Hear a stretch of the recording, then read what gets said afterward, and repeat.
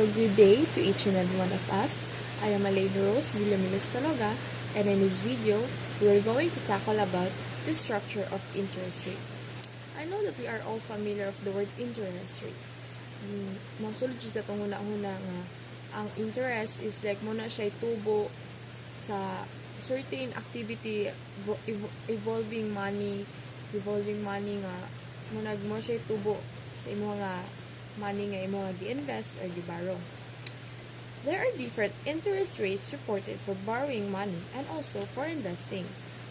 These are rates not randomly determined, and that is, there are factors that systematically determining how interest rates on different types of loans and debt instruments vary from each other. So, meaning na ay different kind na adyo interest rate na hanang random na kayo siya nga dili dyan na ito ma-determine because na siya factors nga uban. And, murag mo siya boundary nga mag-vary from different types of loans sa interest rates and ang activity. And that is called the structure of interest rates. And this video, we're going to tackle the factors that affects the structure of interest rate. So the first factors that we're going to discuss is the base interest rate. So when we say base interest rate, it is the sum of the real interest rate and the rate of inflation. So when we say real interest rate, it is an interest rate that has been adjusted to remove the effects of inflation. And when we say inflation, it is a rise in prices which can be translated as the decline of purchasing power over time. So meaning ang real interest rate is hanang wala na siya effect sa rising in prices, wala na siya high prices nga effect. So muna dyan na siya cost of funds to a borrower and the real yield to a lender or to an investor. Muna dyan na siya final, muna siya gitawag og real interest rate. And because muna siya nga rate nga nag-exist sa economy nga wala effect sa inflation, muna siya ginatawag siya real interest rate. So the base interest rate is the sum of these two, real interest rate and the rate of inflation. So this is the interest rate. So ang base interest rate daw is kanang muna siya appropriate for an investment because there is no default risk findings. A factor that is important in determining the level of interest rates is the expected rate of inflation. So, di ba, ang formula ani is the for real interest rate plus expected rate of inflation. So, meaning, ang real interest rate, we can say nga wala na siya effect sa inflation. So, wala na siya inflation nga effect. And, i-add on mo na siya sa expected pa. So, mag-expect pa ka sa rate of inflation. So, kaya nga year basin ang inflation today, ang aning nga year is wala takabalo kung pila ka percent nga na. So, ang equal ana or ang sum ana is the base interest rate. So, the second factor that I will be going to discuss is the risk premium. So, risk premium is the investment return an asset is expected to yield in excess of risk-free rate of return. An asset's risk premium is a form of compensation for investors or the higher rate of return you can expect to earn from risky assets like stock instead of investing a free risk asset like government bonds. So risk premium di so from sangalan sa risk. So in the previous lesson we discussed about the risk. So in everyday life na adjudge risk. So kaya nga risk premium is like muna siya kanang imong na-earn sa risky assets like bonds as a stocks. So kanang muna siya imuhang na-earn gikan ana. So ang formula ani is interest rate. So interest rate is equals to base interest rate plus risk premium or ginatawag na siya spread. So while the spread or called risk premium is typically positive, there are factors that can cause the risk premium to be negative. So kana ding risk premium bisan although in the race na positive and negative. So bisan di ayo kanang siguro maka-positive siya if ang factor is factor. So the general factors that can affect the risk premium between a non-treasury security and a treasury security with the same maturity rate is first, the market's perception of the credit risk of a non-treasury security. Second, any features provided of the non-treasury security that make it attractive or unattractive to investors. So, third is the tax treatment of the interest income from the non-treasury security. And lastly, the expected liquidity of the non-treasury issue. Rex premium due to the default regs. Default regs refers to the regs that the issuer of a debt obligation may be unable to make timely payment of interest or the principal amount when it is due. So the default risk is a default risk premium is effectively the difference between a debt instrument interest rate and the risk-free rate. So the default risk premium exists the compensate investor for entities likelihood of defaulting on their debt. Most the market participants gauge default risk is the term of the credit rating assigned by the three major commercial rating companies. So they have a three major companies. They have a three commercial rating companies, which would number one is the Moody's Investor Service, and Standard Poor's and Corporations, and lastly is the Fitch rating. So the Moody's Investors Service, often referred to as Moody's, is the bond credit rating business of Moody's Corporation, representing the company's traditional line of business and its historical name. Moody's Investor Service provides international financial research and bonds issued by commercial and government entities. And number two is the Standard and Poor, or S&P, is a company well known around the world as a creator of financial market indices widely used as investment benchmark, a data source, and as a issuer of credit ratings for companies and debt obligation. It's perhaps best known for the popular and open site for the Standard and Poor 500 index. And lastly, they have a Fitch rating. A Fitch rating is a credit rating agency that rates the viability of investments relative to likelihood of default. So Fitch is one of the top three credit rating agencies internationally, along with Moody's and Standard and Poor's. So with the summarize the rating system used by the three major services in Exhibit 18, number 1, and this are the major rating classes through the rating service. So they have a rating system used by the three major services. They have the Exhibit 18, number 1, credit ratings. So they have a standard and Poor's, and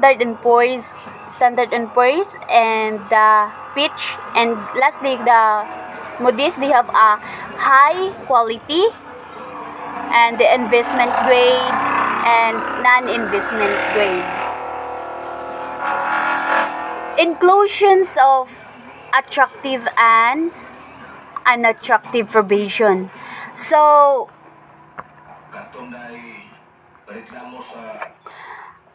inclusions of attractive and unattractive probation. The terms of the loan agreement may contain provisions that make the debt instruments more or less attractive compared to other debt instruments that do not have such provision. So, when there is a provision attractive to an investor, the spread decreases relative to a treasury security of the same maturity.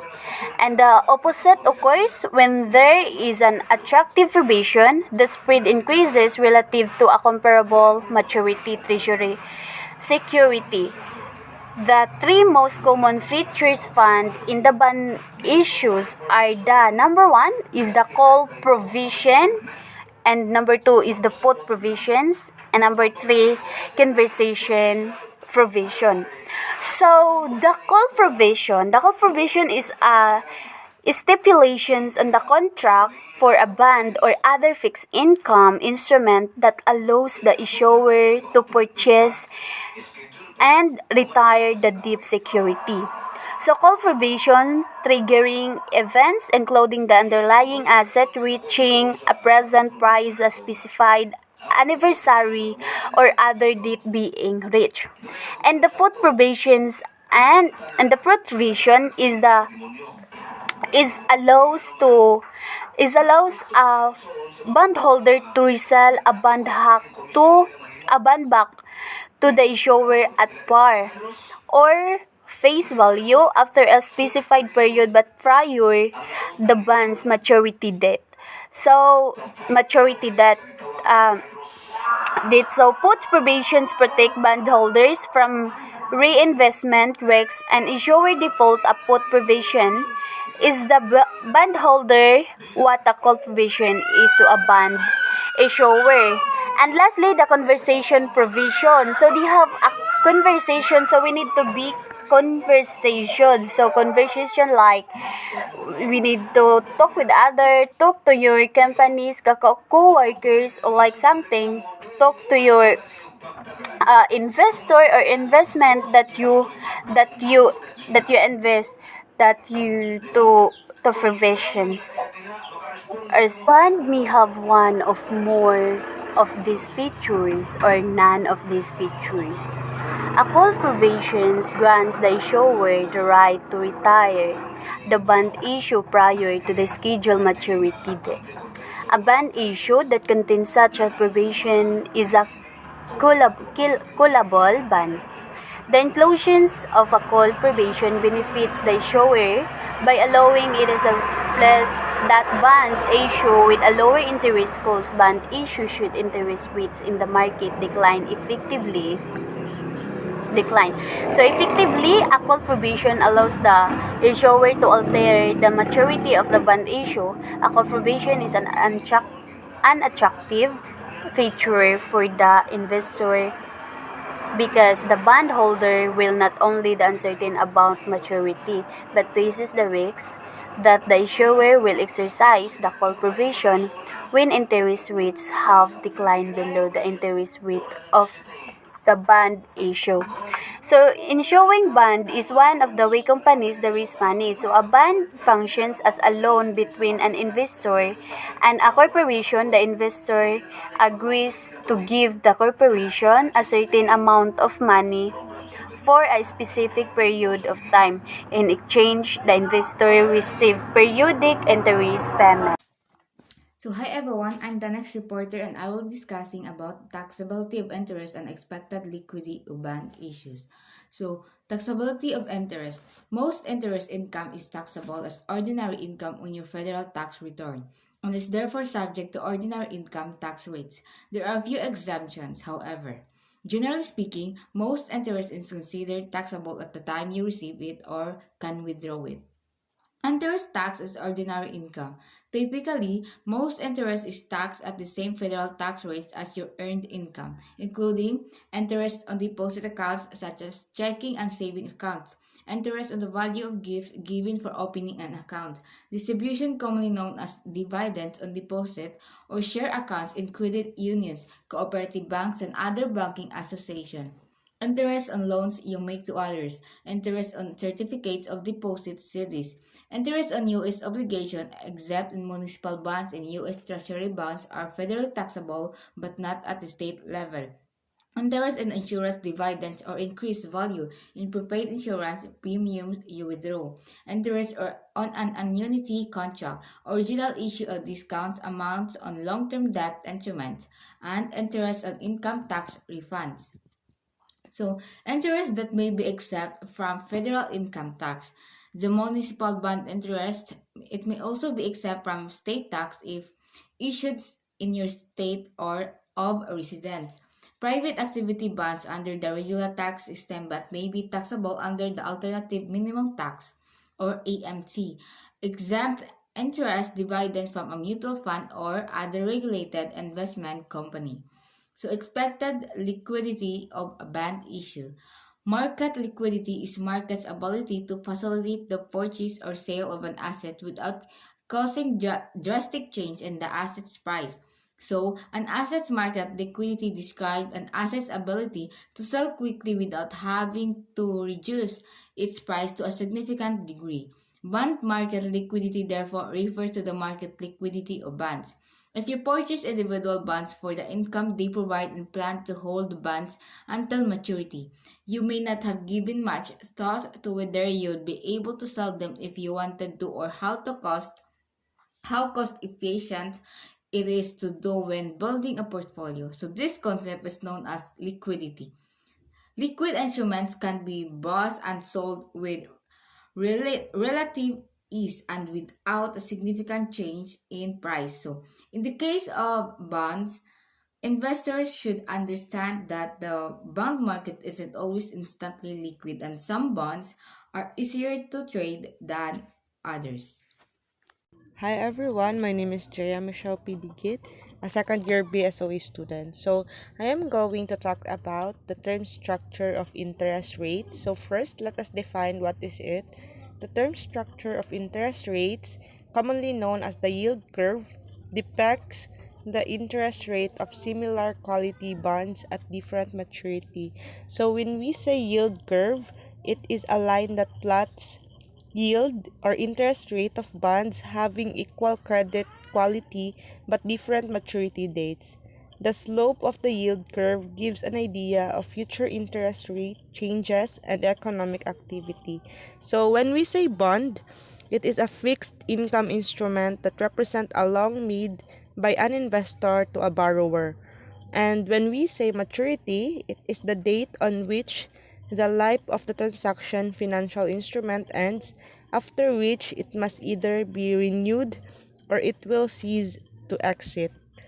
So here are the key takeaways. First, the term structure of interest rates, commonly known as a yield curve, depicts the interest rate of similar quality bonds at different maturity. Second, the term structure of interest rates reflect expectations of market participants about future changes in interest rate and their assessment of monetary policy condition.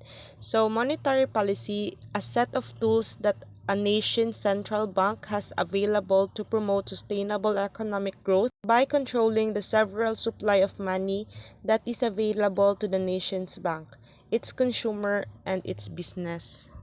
And third, the common use yield curve compares the 3 months, 2 years, 5 years, 10-year, and 30 years U.S. Treasury debt. And now let us proceed to understanding term structure of interest rates.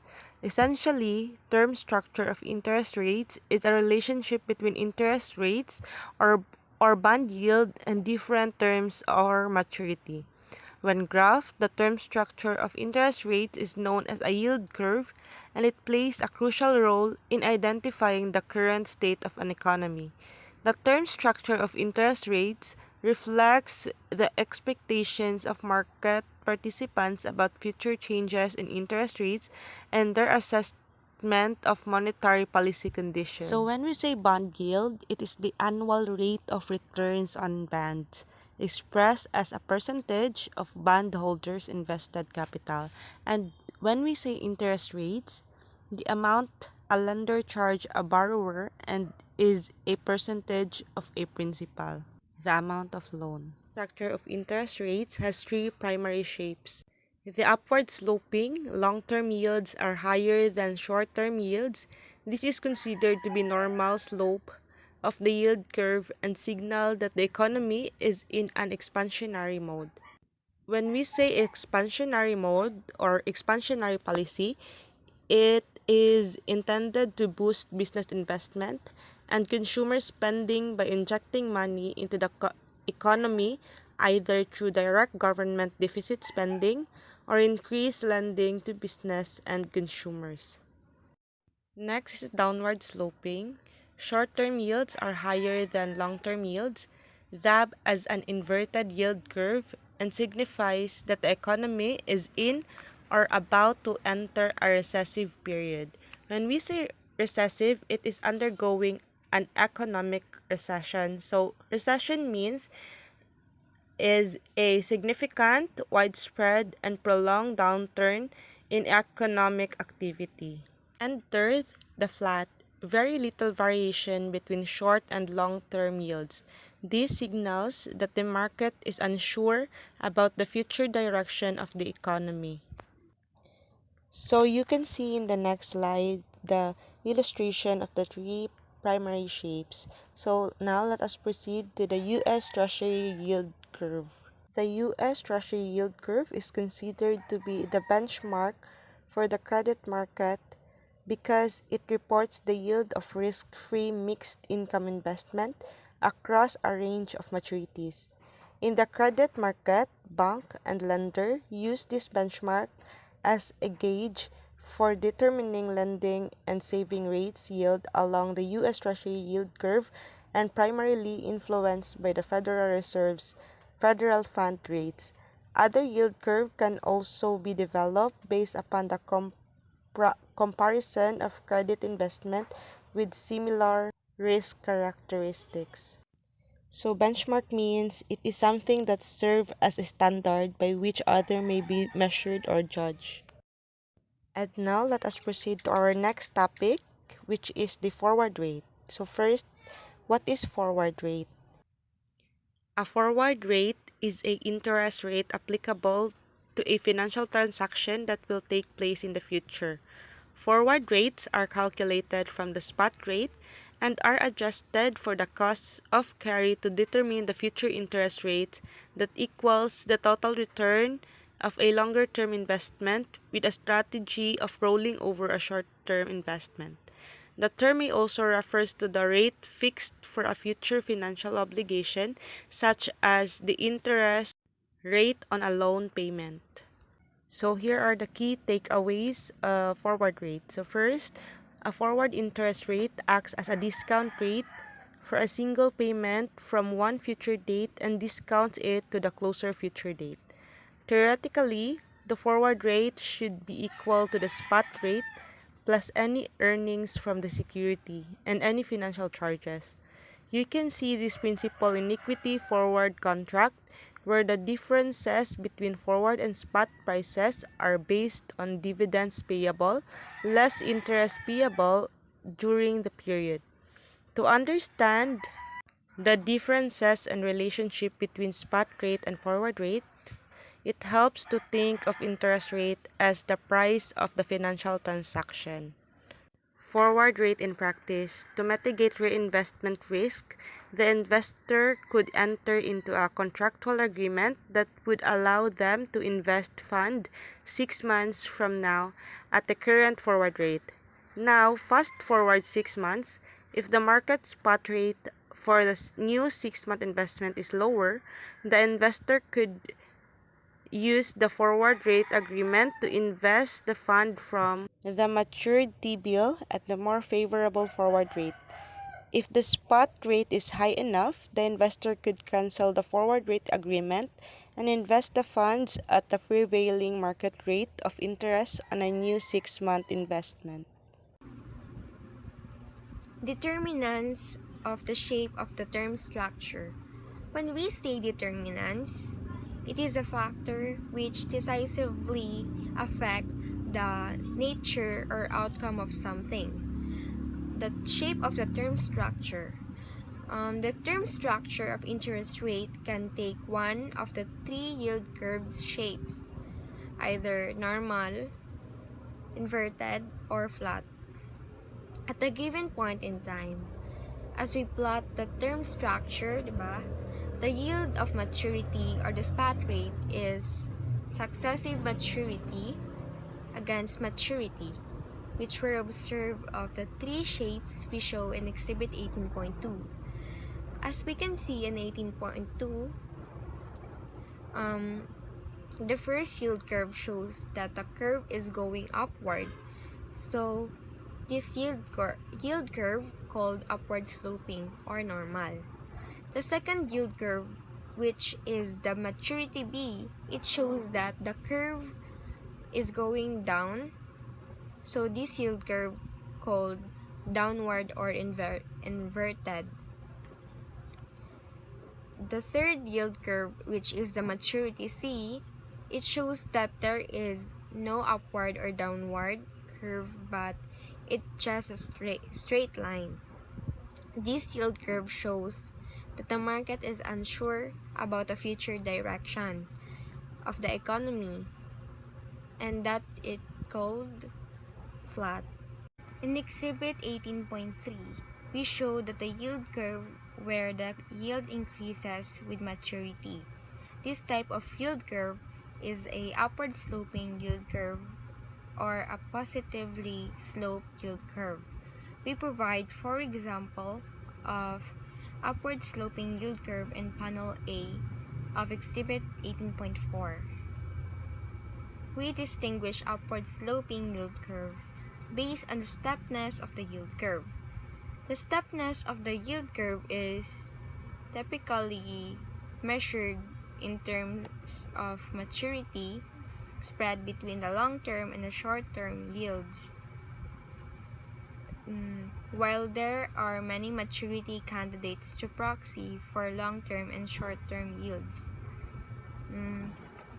many market participants use the maturity spread between 30-year and 6-month yield considered the upward sloping curve in the Exhibit 18.3.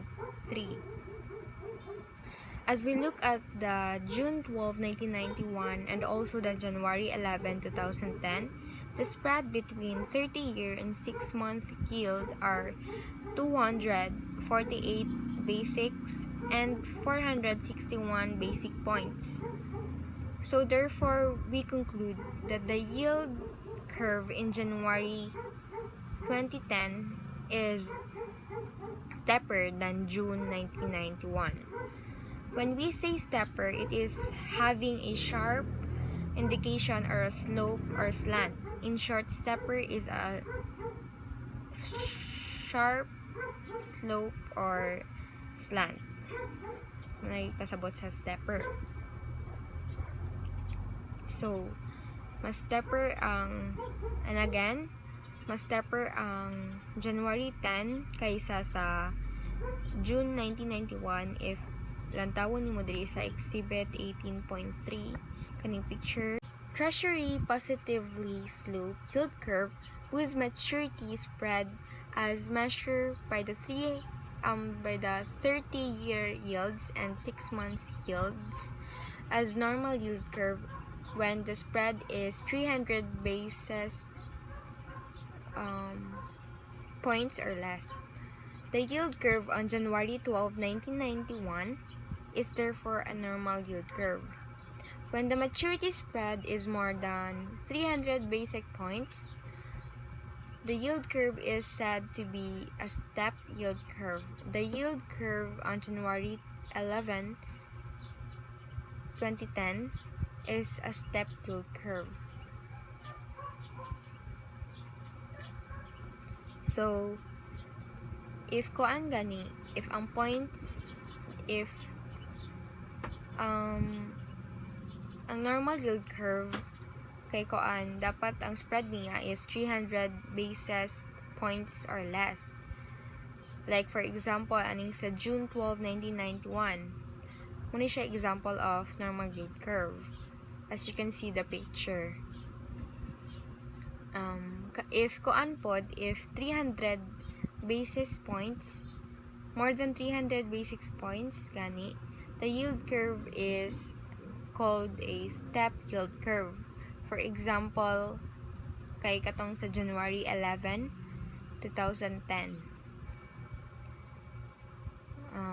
There are 2 examples of downward sloping or inverted yield curve where yields in general declined as maturity increases. As you can see that the November 20, 2000 and January 2, 2001. Muna siya example of downward sloping or inverted yield curves. We also show a flat yield curve from May 23, 2007 in Exhibit 18.3. A flat yield curve, the yields are not identical for each maturity. Rather, the yields of all maturities are similar. We can see additional example of this type of yield curve in panel C, exhibit 18.4. As we can see in exhibit 18.4 panel C, we can see that from 6 months to 30 years, the percent is increasing slowly. By in January 3, 1990, from 7.99% to 8.0%. So nikuan siya, ni taas siya gamay. Ni taas siya mga pila ka percent, pero dili jud as in kayo ni taas jud. And also in May 23, 2007, as we can see that from 5.1 in 6 months, same lagi hapon siya sa pagka 30 years, pag abot og 30 years, 5.1% gihapon. So wala siya kaasbanan. So this yield curve called flat yield curve.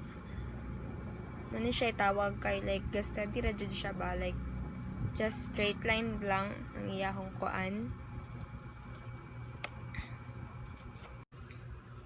Variant of a flat yield curve is one in which the yield of short-term and long-term treasuries are similar, but the yield curve on intermediate term treasuries are much lower than 6-month and 30-year yields. Such as yield curve is referred to as a hump yield curve. We provide example of hump yield curve in panel D in exhibit 18.4. As we can see here, the percent in November 24, 2000 from 6.12% in 6 months to 6.34% in 30 years. As we can see that in 6 months to 30 years, the percent is going down and up, like decreasing, increasing, decreasing, increasing, decreasing, increasing. So ing ana ang iyahong lagan sa sa iyahang percent. So, good day everyone. So, my topic for today is all about term structure interest rate.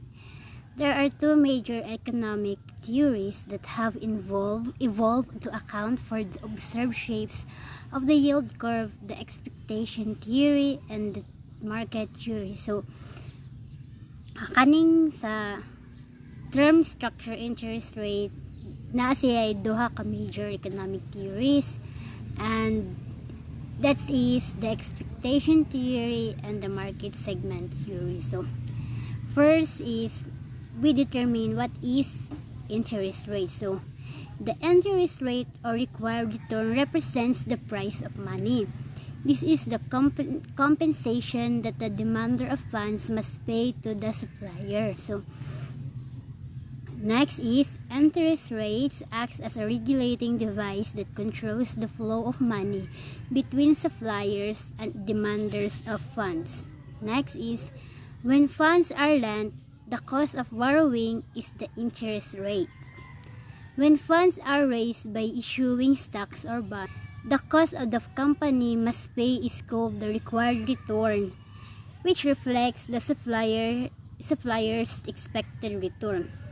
The central bank regularly assesses economic conditions and, when necessary, initiate actions to change interest rates to control inflation growth. So, ang interest rate is mao din siya required return to represent the prices of money, and this is the required of compensation that demander must pay to the supplier. So, if pananglitan, if muutang ta sa mga lending, so naman ay mga interest ni mo tubo man na sila mga pangitan mga 5%, mga 10%, og dili nimo mabarayan sa sakto nga adlaw nga imong giingon. So next is the expectation theory. So there are two forms of the expectation theory: pure expectation theory and biased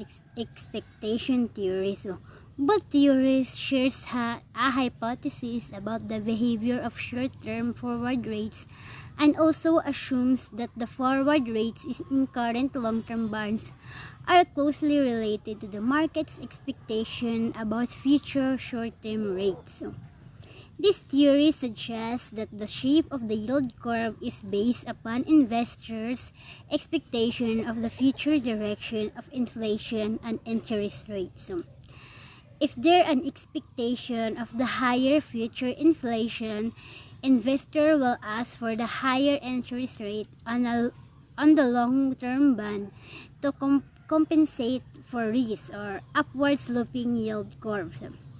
If there is an expectation of lower future inflation, the investors will only need lower interest rates on the long-term bond downward sloping yield curves. The strong relationship between inflation and the interest rate supports this theory. So when we say expectation theories is they have strong relationship between inflation and interest rates. Next. So we have an unbiased expectation, so also called pure expectation theory. So unbiased expectation is forward rate is an unbiased predictor of the future spot rate, does not consider risk. Local expectation. Another is local expectation, more rigorous than the unbiased expectation theory. So expect return for every bond over short time periods is the risk-free rate. So no risk premium for the short-term bond. So when we say unbiased and local expectation is they are opposite to each other. So when we say bias expectation is do not consider risk, and local expectation is no risk premium for the short time period. And when we say local expectation is expected return for every bond over short time periods is the risk-free rate. So my classmate will discuss about this. So thank you. Hi ma'am, hi classmates, my name is Nika Bidoran and I will tackle about pure expectation theory and bias expectation theory. First, the pure expectation theory. The assumption of this theory is that forward rates represents the upcoming future rates. In a way, the term structure represents the market expectation on short-term interest rates. According to this view, a rising yield curve indicates that the market expects higher short-term interest rates in the relevant future.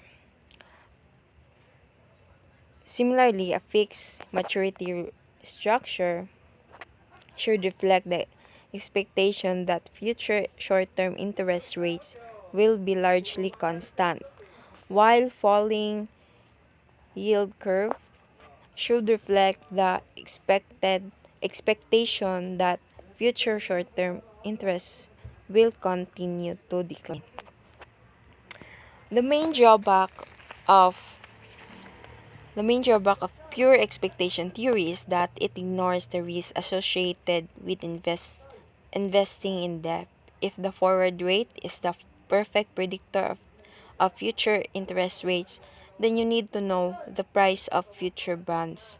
The rate of return for each investment period is independent of and determined by the maturity of the debt securities originally purchased and also by when the investor must liquidate the debt securities. However, given the uncertainty about future interest rates and therefore future prices, these debt securities are risky investment because the return over some investment period is unknown. Similarly, from the borrower's point of view, if the borrower knows the interest rate at which the debt must be refinanced in the future, the cost of borrowing for each required loan term is determined and independent of the maturity of the debt instrument. The second is bias expectation theory. The bias expectation theory is a theory of interest rates term structure. According to bias expectation theory, forward interest rates are not simply the sum of current market expectation of future rates, but are also influenced by other factors. Two major forms of bias expectation theory is number one, liquidity, number two is preferred habitat theory. First, the liquidity theory. This theory states that long-term in long-term bonds contains a risk premium. According to the liquidity theory, investors prefer and will pay a premium for more liquid assets. In other words, they will demand a higher return on a less liquid security while accepting a lower return on a more liquid one. A preferred habitat theory is that securities with different maturities have different risk premiums because supply and demands are not equal. According to the preferred habitat theory, supply and demand for different maturities securities are not uniform, resulting a different risk premium for each security. Proponents of the expectation bias theory argue that the shape of the yield curve is influenced by systematic factors other than current market expectations of future interest rates. In other words, the yield curve is shaped by market expectations of future interest rates and other factors that influence in investors' preference for bonds with different maturities. Market segmentation theory. So, market segmentation theory, also known as the segmented markets theory, it is based on the belief that the market for each segment of bond maturities consists mainly of investors who have a preference for investing in securities with specific duration and short, intermediate, or long term. Segment a theory that long and short-term interest rates are not related to each other. No, lahi-lahi sila, di sila magkapareha. So, muna siya ang meanings and term. Market segmentation. There are four types of market segmentation. First is demographic. So, demographic is the area of population. Second is psychographic, is the qualitative of studying consumers' characteristics and trends such as values, desire, goals, interests, and lifestyle choices.